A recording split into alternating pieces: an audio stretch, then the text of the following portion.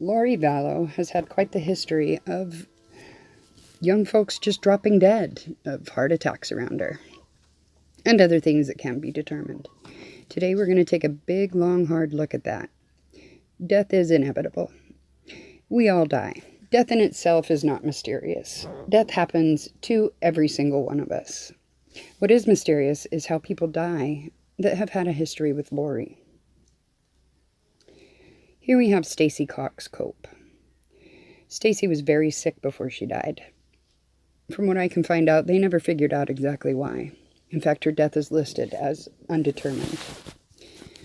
Stacey's ex-husband alleged that Stacey grew to actually fear food. Actual food. He would bring it in the house and she would throw it away. By the time she died, she couldn't even eat anymore due to her severe digestive issues. The cause of these digestive issues was seemingly never diagnosed definitively. In the end, she had a feeding tube. Now, Stacey's ex alleged that her own family thought she wanted or was entitled to be put out of her misery.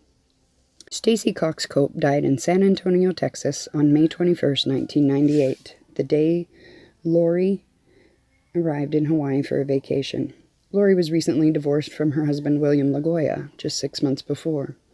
Lori and her son Colby, Barry and Janice, Lori's parents, and her sister Summer were all on this trip. Alex Cox was taking care of Stacey back in Texas. He allegedly took all of her credit cards and spent all her money as soon as she died or as she lay dying. What a guy. Now, let's just put a pin in that for a minute. Next, let's fast forward 20 years to April 2018. Joseph Ryan, Lori's third ex-husband, is found dead in his apartment. His apartment is locked from the inside, and the police, having been called to do a welfare check on Joe's apartment, decide to climb through an open window due to the smell and the flies coming from the apartment. That was their probable cause. They discover that Joe has indeed passed. His death date is listed as April 3rd, 2018. Now, Joe had had a contentious custody battle with Lori. He also had a sizable life insurance policy. These two things alone make it deadly to be associated with Lori. Now, in December of 2017, a CNN headline reads, Vermont senior tested Ricin recipe on retirement community. She ultimately pled guilty to possessing a toxin without obtaining a federal approval. Could this story have inspired Lori? Oddly, another Ricin incident was in the news around the same time as an unexplained death with Lori. In March of 1998, when 3 members of a splinter group of the North American militia in Michigan were arrested for weapons and conspiracy charges. Now, although Lori was not connected to Michigan, her family was very pro-militia, and we know Barry considers himself a sovereign citizen. This story would have been on their radar, in my opinion. One thing that stands out to me in the Michigan case is that those men needed to find a way to obtain castor beans. Now, given that the castor bean plant is invasive in Texas, this would not have been a problem for Lori. Anyone who lives in a climate where these plants thrive know how deadly they are, and they warn anyone around them that they're deadly. When I first moved to Hawaii, I went to go pull one up, and so many people ran toward me. I didn't know. I thought I was like pulling up a plant that was precious or something. And they're like, no. You have to, be wearing gloves and you've got to be careful. And this is the castor bean plant. And, it's the most deadly plant in existence. Now, I don't know if that's true, but I know they're damn deadly. I do not have any proof that Barry Cox or any member of the Cox family were associated with or belonged to any militias, but historically, sovereign citizens and militias go hand in hand. Now, speaking of radical beliefs, did you know that Castor is mentioned in the Bible? It's in the book of Jonah. It's Jonah, chapter 4, verses 6 through 11. And the Lord God prepared a gourd and made it to come up over Jonah, and it might be a shadow over his head to deliver him from his evil. So Jonah was exceedingly glad because of the gourd. But God prepared a worm when the morning rose the next day, and it smote the gourd, and it withered. And it came to pass when the sun arose that God prepared a vehement east wind, and the sun beat down upon the head of Jonah, that he fainted, and requested for himself that he might die, and said, It is better for me to die than live. And God said to Jonah, Art thou greatly angry for the gourd? And he said, I am greatly angry, even unto death. Basically, he's mad enough to die. And the Lord said, Thou hast pity on the gourd, for which thou hast not labored, neither madest it grow, which came up in the night and perished in a night. And should I not have pity on Nineveh, that great city, wherein are more than 60,000 people that cannot discern between their right hand and their left hand, and also much cattle. So basically he's telling Jonah, like, you didn't do anything to make that plant grow. Why do you care about it? In the same way that Jonah was saying to God, why do you care about those people? They don't have anything, they don't worship you. Why should I care about them? I don't have anything to do with them. And so he was teaching Jonah a lesson here. Now, the other interesting thing is Castor is referred to as the palm of Christ. So Lori may have interpreted that as the hand of God, in my opinion. What exactly is ricin? And why is it so deadly? Ricin is the toxic protein found naturally in castor beans from the castor bean plant, Ricinus communis. And it can be deadly, but it depends on the dose and the route of exposure. Now, I'm getting this off of medicinenet.com. If the castor beans are chewed and swallowed, the ricin can be released. However, simply chewing the beans won't necessarily kill a person. Castor beans are processed to make castor oil, and ricin is part of the waste produced in this process. If ingested, ricin gets inside the body's cells and prevents them from making proteins they need, killing those cells. It was discovered in 1888 by Peter Hermann Stillmark, a German scientist working in Russia, who extracted this substance from castor beans. Protein toxins such as ricin have been used experimentally in medicine to kill cancer cells. Early symptoms ingestion usually occurs in less than 10 hours. Early symptom poisoning by inhalation may appear within 4 to 24 hours. It only takes a small amount to kill an adult. This type of poisoning is highly unlikely, and it usually needs to be ingested or injected, and large amounts need to be inhaled to be toxic. But unfortunately, there is no antidote for ricin poisoning. Thus, there is no cure for it. Avoiding exposure is the best preventative. If exposure cannot be avoided, the first step in treatment is to get it off or out of the body as quickly as possible. Treatment for poisoning basically just involves supported medical care to minimize the effects. Ricin is a poison protein found naturally in the castor beans from the castor bean plant, and if the castor beans are chewed and swallowed, the ricin can cause injury. It can also be in the form of a powder, a mist, or a pellet. It can be dissolved in water or weak acid. It is a stable substance under normal conditions, but it can be inactivated by heat above 80 degrees. Now, the major symptoms of ricin poisoning depend on the route of exposure and the dose received, though many organs may be affected in some severe cases. Initial symptoms of the poisoning by inhalation may occur as early as 4 to 8 hours and as late as 24 hours after exposure. Following ingestion of ricin, initial symptoms typically occur in less than 10 hours. Within a few hours of inhaling significant amounts of ricin, the likely symptoms would be respiratory distress, that's just a fancy word for difficulty breathing, fever, cough, nausea, and tightness in the chest.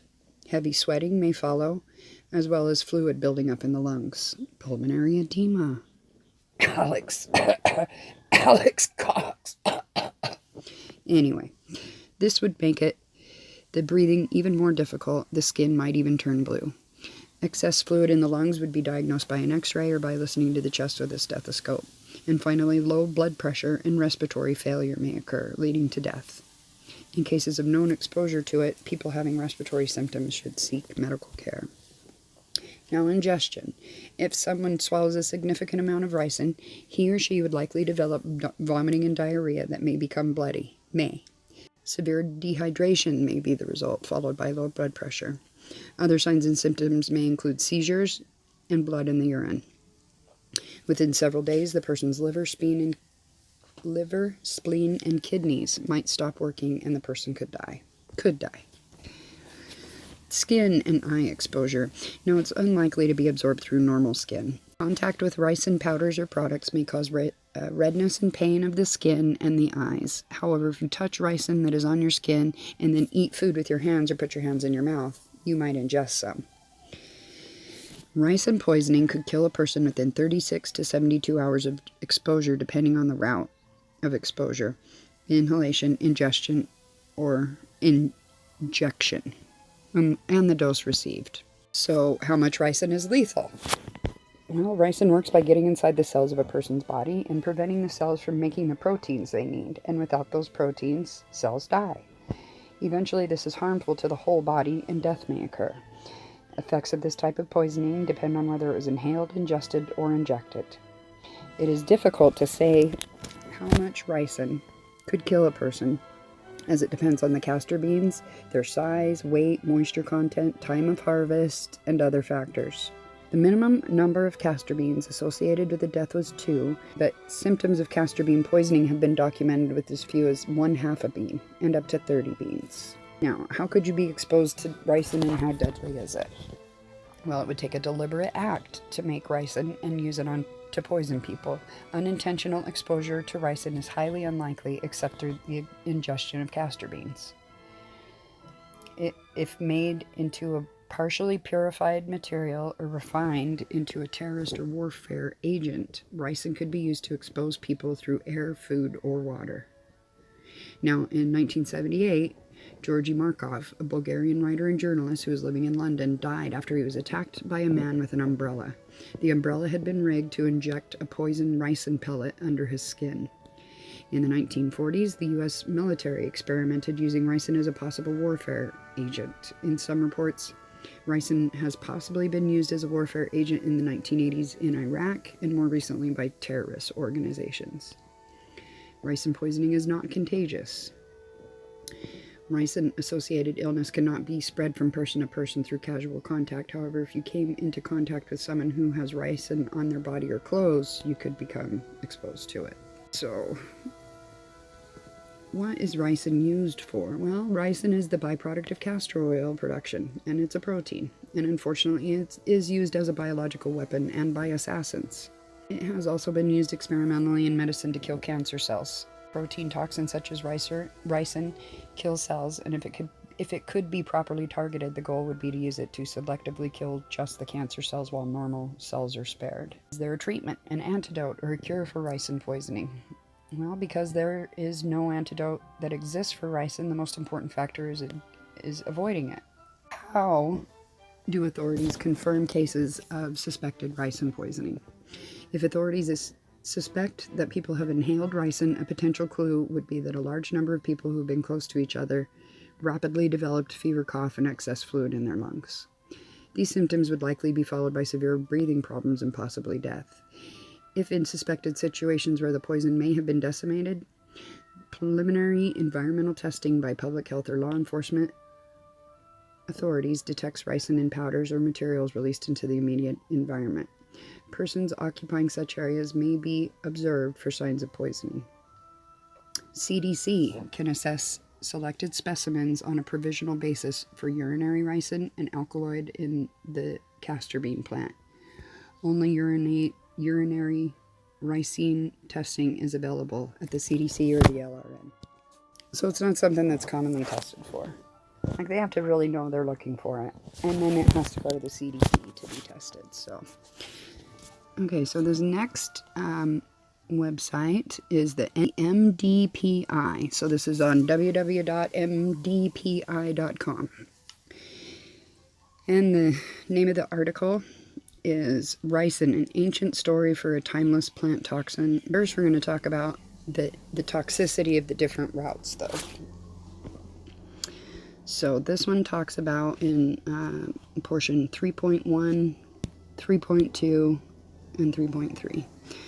So, oral toxicity. Now, in humans, most of the intoxications occurred accidentally or voluntarily with the ingestion of castor seeds. Only a few cases of intentional absorption of castor bean extracts have been documented in suicide attempts. Whole ingested beans can pass intact through the gastrointestinal tract, whereas chewing facilitates the ricin release. Also, it has been reported that the seed can act as a time-released capsule where it causes more damage. And then because it allows its release in the lower bowel, which, is more deadly. Now, after ingestion, vomiting, diarrhea, and abdominal pain are common symptoms. Massive gastrointestinal fluid and electrolyte loss are described, often complicated by hematemesis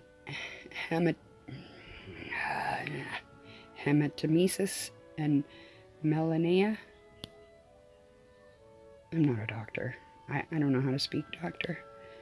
Finally, hypovolemic shock and multi-organ failure occur, which particularly involves the spleen, liver, and kidney. Despite a high number of intoxicated subjects with castor beans, and in this case, when they say intoxicated, it means they've received a toxic amount, toxic, right? It is quite difficult to calculate LD values for ricin in humans. In fact, the effective ingested ricin dose can only be supposed because of ricin content variations depending on the size, weight, and moisture of the seeds, as well as the cultivar, the region, the season, the plant growth stage. Moreover, in intoxicated subjects, it must be taken into account the degree of mastication, how much you chewed it up, stomach content, what else you already ate, your age, and comorbidities, and that's just a fancy word of other stuff you suffer from, like, do you have heart disease already? Do you already have COPD? Did you already have gastrointestinal issues? Those are comorbidities. Things like diabetes, overweight, these are all considered. I think we all know what comorbidities are now because of the, nature of the age we live in, but for those that don't know, you know. Okay, so all of those matter, Considering all these parameters, the fatal oral dose of ricin in humans has been estimated to range from 1 to 20 milligrams, approximately 5 to 10 beans. Now, we're going to move on to inhalation toxicity. No data is available for human ricin uptake by inhalation. In non-human primates, awful. The lethal dose has been estimated to be 5 to 15 kilograms, depending on aerosol particle size. Inhalation of the particles that are able to penetrate deeply into the lungs are 1 to 5. It's got this funny little, it looks like a U, but the thing's on the wrong side and it hangs down. It's like an upside down H. I don't know what that, I don't know. Anyway, the particle size 1 to 5, and they display much more toxicity than the larger particles because those smaller particles are able to get more deep into the lungs. Inhalation of ricin causes slow onset of respiratory distress, difficulty breathing, coughing, fever, pulmonary lesions, and edema. Intoxicated animals develop these words: fibrinopurulent necrotizing pneumonia, accompanied by necrotizing lymphangitis, typically after a dose-dependent delay of 8 to 24 hours. Death occurs as a result of respiratory failure due to the massive alveolar fluid accumulation. So basically, it takes all those little hairs in your lungs and fills them up with fluid, so you're going to drown in your own lungs. It doesn't matter if they give you oxygen, because there's no place for the oxygen to go, because those alveolars are already full of fluid. Okay, so let's talk about the injection toxicity. This has a super fancy word for injection, but parenteral. I guess that means injection, because that's what they're talking about. Data regarding, let's just say injection. I mean, geez, I don't want to struggle over this word every time. Data regarding injection ricin intoxication derived mainly from animal studies. Thank goodness. I mean, geez. I don't know what human would sign up for that trial, but anyway. By injection, mice had, mice had a lethal dose of 3 to 5 kilograms by intravenous and 22 kilograms by subcutaneous route. So it takes a lot more if you're going to just get the pellet up under the skin the way that umbrella murderer did, than if you were to just, you know, catch a vein and put it in intravenously. And then, let's see, rabbits had a lethal dose of 0.5 kilograms by the intravenous route and 0.1 by the intramuscular route. Well, guinea pigs had a lethal dose of greater than 1.1 kilogram by the intravenous route and 0.8 kilograms by the intramuscular route. Human data only derives from the few cases of suicide or murder, or their attempt, and the most known episode is the assassination of that Bulgarian dissident, Georgy Markov, who in 1978 died 3 days after possibly being stabbed with an umbrella loaded with a ricin-containing pellet. Now, when someone is injected with ricin, immediate local pain at the injection site is reported, followed by general weakness within 5 hours. The following symptoms that are general and may be similar to sepsis: fever, headache, dizziness, anorexia, nausea, vomiting, hypotension, low blood pressure, and abdominal pain. Now, when they say anorexia, they don't mean an eating disorder. That just means that you're getting skinny and you can't eat. So this is medical anorexia, not mental. Okay, so this can be delayed by as much as 10 to 12 hours, even with high doses. Usually local tissue damage at the site of the injection is observed. Laboratory abnormalities included elevated liver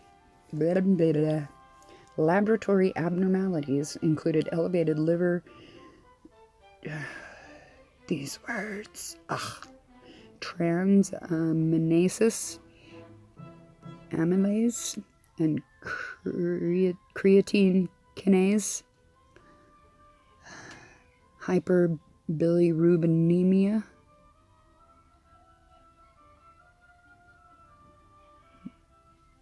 myoglobinuria. That's got to be painful to listen to me try to sound these words out. Anyway, and renal impairment. I apologize for that. My medicalese is not good. Okay. The clinical course may progress to multi-system organ failure. Pre-terminal complications included gastrointestinal hemorrhage, hypovolemic shock, and renal insufficiency. Now, in chapter 4, it's talking about bioterrorism and environmental toxicity. I don't really want to go into too much about how easy it really actually is, but I was able to find several ways to do it, to process it. And that concerns me. If I could find it that easy because I'm curious, then that means Lori could find it extremely easy because she needed to. Now, as far as detecting ricin, especially after death, because that's what we would be curious about. I mean, there are ways to test for ricin in a live subject, and there are ways to test for ricin like on a surface. There are ways to test substances suspected to be ricin. But as far as testing for ricin after death, that's there are no specifically, let's see, according to the CDC, there are no specific clinically validated assays for detection of ricin that can be performed by the hospital healthcare facility clinical laboratory. No methods are available for the detection of ricin in biological fluids. Tests for ricinine, an alkaloid component of the castor bean plant, have been developed. Now we have a lot of dots. Let's connect them. Lori is a person that got what she wanted. at whatever cost. When she went after Joe Ryan, she did not stop until she broke that man. Now, in the end, she wanted Chad Daybell, and she didn't let a single thing get in her way. But luckily, we have Joe's sister, Annie Cushing. Annie was able to get her hands on an audio tape of Lori talking about wanting to kill Joe. But first, let's back up a little and do this timeline here. So, in 1998, Stacey passes away after having had a long, mysterious gastrointestinal illness. Did Lori practice on Stacey? Did she perfect her, for lack of a better term, recipe on Stacey? Did she try out different methods?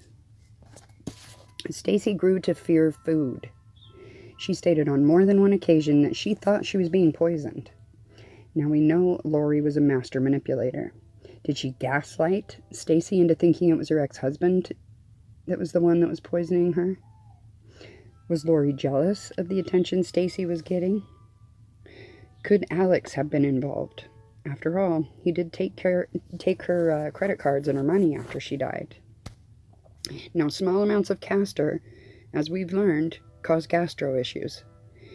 Could this be what made Stacey so sick? Now, think about it. She developed diabetes. Diabetes occurs when glucose builds up in the blood due to the pancreas not producing enough insulin or not using it correctly. Remember, Tylee was diagnosed with pancreatitis. Now, let's talk about Joe for a minute. Lori fought this man tooth and nail. According to his attorney, Joe thought Lori was a good mom in the beginning. He wasn't going for full custody at first. He just wanted his visitation. He just wanted to see his child and be part of her life. She meant everything to him. You got to remember, Joe Ryan grew up in foster care. He didn't have family. Tylee was his world. Now, Joe grew concerned when Tylee began to get sick. He had said that the fact that Lori fed Tylee nothing but processed foods concerned him greatly, especially when she clearly had digestive issues. Tylee was even in the children's hospital in Arizona, and she was diagnosed with pancreatitis. Pancreatitis. Interesting. So Tylee gets sick about the time Lori is losing in court, which is also suspect as all hell. So now she's too sick to see Joe, according to Lori. This was her fight. This was her argument. But that wasn't enough for the courts to block Joe. So when she didn't get what she wanted, Lori started to allege that Joe had messed with Tylee. Talk about diabolical. Well, Joe was absolutely cleared of this, however. They took his mattress. They took the whole top layer of it off, and they tested it up, down, and sideways. They tested a bunch of stuff, towels or something else too, I believe. I can't remember, but everything comes back negative. Nothing. Extensive testing, mental testing. Also, Joe showed that Joe was low to no risk of being a predator. Even the counselor that Lori took Tylee to grew to feel that Tylee was being coached. So Joe's cleared of all of that. And yet the courts decide to err on the side of caution, and they make Joe do what is called stepped visitation. Basically, it's like an hour a week for a few weeks, and then 2 hours for a few weeks, and so on and so forth. And these are all supervised visits through a court-appointed supervisor. So it was at Joe's second visit that he's attacked by Alex with the stun gun. Now, the only way Alex could have known where this visit was scheduled, and it was scheduled just the day before at a different location than the previous day, is if Lori told him. In fact, he had drove from Arizona to Austin and spent the night at Lori's house the night before the attack. The stun gun incident put Joe in the hospital for 3 days. I mean, damn, that's not a minor little thing, right? That's pretty major. So let's just skip ahead to, so now Lori's basically, she's lost her case in Austin, Texas. She's not able to block him to the degree that she wants to. All of her shenanigans have not stopped Joe from seeing Tylee. So what does she do? She moves to Arizona. Now, this is what really financially destroys Joe.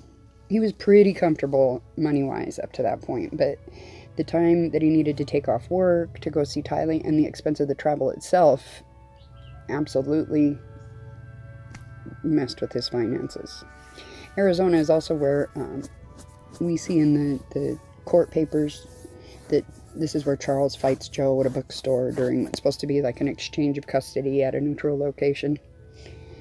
There's just extensive fighting that happens there in Arizona. And according to court filings by Joe, Lori blocks him at every turn.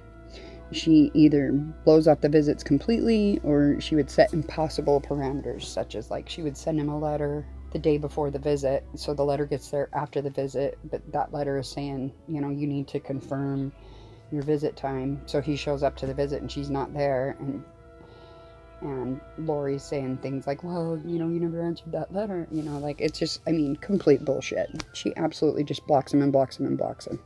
So eventually Joe moves to Arizona. So what does Lori do? She moves to Hawaii. By now, Joe is financially decimated.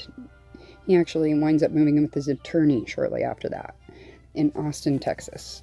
And the battle with Lori has taken such a toll on Joe's mental health that Joe's attorney says that Joe had 3 DUIs in Arizona, and he arrives in Austin just depressed with a significant drinking problem. And because he's beside himself with the loss of his daughter. So he ultimately stays with the attorney several months, and even stayed at the attorney's brother's house for a few months. The attorney says that through all of the struggles, Joe had maintained himself. He had not become an alcoholic. He had kept his chin up. But Lori moving to an island in the middle of the ocean and nothing Joe can do about it, I mean, it was crushing. And I can understand why. He became depressed and developed a drinking problem. Another interesting tidbit we learned from Joe's attorney was that Lori never paid her attorney. The attorney tried to quit, but the courts wouldn't let him. He actually wound up having to go to trial for free, basically, and Lori never did pay him. So, anyway, so Lori and Charles, they wind up opening this business in Kauai, and it's a juice truck called Juice Island. Now, unsurprisingly, it fails. These food trucks are like a dime a dozen over here. In my opinion, it never had a chance of making it. It never had a chance of making the kind of money to support the style of living that Lori had become accustomed to and demanded. So, that fails. That's a wipe. And so, what does a diabolical damsel in self-created distress do when she's in this position? Well, Hawaii is expensive as hell. It really is. I think it might be the most expensive state to live in the United States, next to New York. So, yeah. Charles and Lori wind up moving back to Arizona. Now Lori is unable to hire an attorney to block Joe because she never paid her old attorney. She's got a bankruptcy on her record from when she divorced Joe. And, you know, she doesn't have this attorney to block him, and he ends up dead. Are we meant to believe that after all those years of never giving up on getting to have a relationship with Tylee, he simply ignores the fact that now Tylee is back on the mainland? I highly doubt that. In my opinion, Joe was either killed before he knew Lori had moved back with Tylee, or he had attempted to restart visitation and was killed as a result. My opinion. Don't sue me. I'm poor. It won't do you any good. Anyway. How might Lori have done this? Well, remember, Joe is now drinking heavily. Tylee had a key to her dad's house, to his apartment. Now, someone could have simply entered Joe's apartment late at night after he's likely to have passed out. And a castor poison in the form of a spray may have been sprayed on his unconscious face. Inhaled, it is deadly and faster acting. Remember, a few minutes back, we talked about it being 4 to 24 hours inhaled. Now, this person, we won't name Alex's name, may have locked the door from the inside and climbed out the window. Joe passed away mere months after Lori returns from Hawaii. I do not think that's a coincidence. A few months after that, she's giving her little talk to her buddies at the preparing a people, a bow, whatever it was. And this is the recording that Annie was able to find. This is the recording where Lori talks about Nephi basically giving her permission to kill Joe because he's come at her 3 times, you know. And she talks about, I went to my bishop and I told him, you better give me a temple recommender. I'm going to go kill someone. Okay, that's not how that works. That is never how that works. That's a complete bullshit story too, in my opinion. Now, at this point, she's become obsessed with Chad Daybell. Only God knows why. I honestly think that she was starstruck by his status in this group, cult, whatever. Anyway, they're both married. So they both conveniently have visions of their prospective spouses dying in car accidents. But of course they're full of shit, so nobody dies in any car accident. They plot with Alex to lure Charles to Lori's house, and they kill him. And then Lori throws a pool party that day and celebrates her newfound freedom. But now Lori's got these kids she's 100% responsible for. How's she supposed to lead the 144,000 into the promised land with these kids weighing her down? So she gets rid of JJ's dog, loads the kids up, and she moves to Rexburg, Idaho. Tylee is not happy about this. Anybody that's had an unhappy teenager knows just how difficult that can be. Now Tylee's a liability. And she keeps Tylee alive long enough to get all their stuff moved to Rexburg, and then shortly after, very shortly after, all the boxes are unpacked, Tylee is killed. Without Tylee, Lori cannot handle JJ, and he is killed. They bury the kids in Chad's backyard. Now, Lori's looking at Chad like, you know, what you waiting for? I already ordered the rings and my dress on Chad's Amazon account with Tylee's money, mind you. And Tammy dies after not feeling well for a day. Tammy, who was healthy and training for a marathon. She just quietly passes in her sleep after having a slight difficulty breathing. Now, I also wonder if she's having some diarrhea, but that's not something anybody ever really talks about. Like, oh man, I got bad diarrhea today. This is just not something that you, I don't want to say spread around. Ew. This isn't something that you share on a regular basis, but I'm interested to find out. Anyway, what if the gun Tammy saw wasn't a pellet gun at all, or a real gun? What if it was one of these super hyper realistic water guns that was supposed to spray castor poison in her face? Now, that's pure speculation, but it's just a thought. More likely, she was sprayed while she slept, and maybe even 2 nights in a row. Which is why she felt crappy the day before she died, but she didn't die that day. Maybe the first time Chad didn't spray enough on her. I guess the question is, again, did Tammy have diarrhea the day before she died? And then also, if she had had diarrhea after she died, this would not be something that anyone would find odd, because when you die, all of your bowels and everything let go. And I know this from my experience as a certified nurse's aide. When we would have a client that passed, we would get a diaper on him as soon as possible, because, you know, things let go. So, but again, who talks about that? Not something folks volunteer, you know, usually. So perhaps Chad attempted to have her ingest it. You know, we know it dissolves in water, but it is very bitter, and so it would be hard to cover the flavor. Maybe she took like a drink or a bite of whatever it was and immediately rejected it, like, ugh, gross, there's something wrong with that. But rings on the way, Chad tries again, and this time spraying it in her open mouth as she sleeps. Finally, we have Alex, who mysteriously dies the day after Tammy is exhumed. He also complained of shortness of breath days before he died, or the day before he died, and he dies in a pool of his own excrement, his own diarrhea. The cause of death is listed as a pulmonary edema. Very, very interesting. Especially since that is one of the side effects of Castor. So, to recap, we have Stacey, who died of a mysterious gastrointestinal illness, and her pancreas was not functioning properly. The diabetes. Then we have Tylee, who developed pancreatitis while in the care of Lori. Then we have Joe, who died of a mysterious heart attack, or what they think may have been a heart attack, but it was an unattended death, and so we don't really know what happened. We have Charles, who was shot to death by Alex when he's picking up JJ at Lori's home.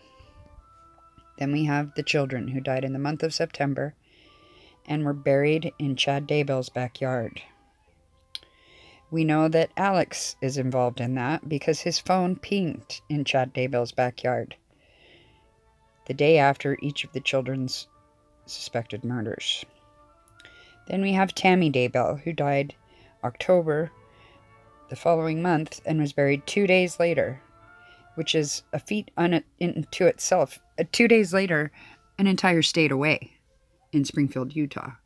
Anyone who's ever planning a funeral in 2 days is pretty monumental.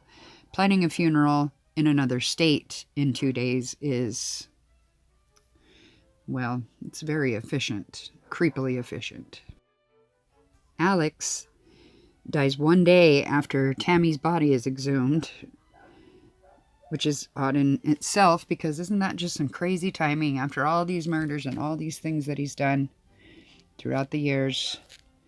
You know, I mean, this is a man who did 2 years in prison for Lori because of the stun gun incident. Well, he would have done 2 years, but he got out for good behavior, as I understand it. So he would have done anything for Lori.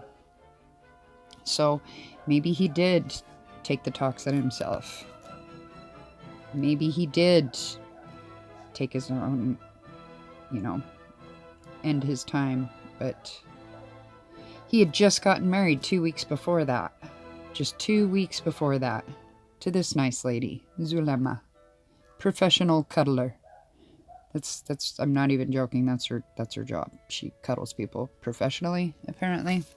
I guess she probably got some methods.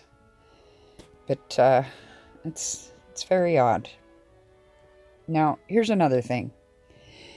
Every single place where these deaths happened, Castor is invasive. Yes. So, it would have been extremely easy for Lori to get her hands on it and be absolutely sneaky about it, do it without a trace, and who's the wiser? And if this is something that she perfected back in 1998, maybe she went to the library to get the information she got, and so perhaps there's not even a record of it.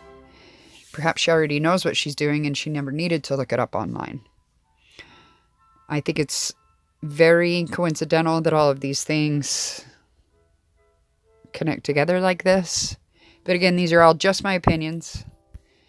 And I am not alleging, or I'm not saying that anyone that I've mentioned previous to here is guilty of anything. Again, these are all just my opinions. Don't sue me.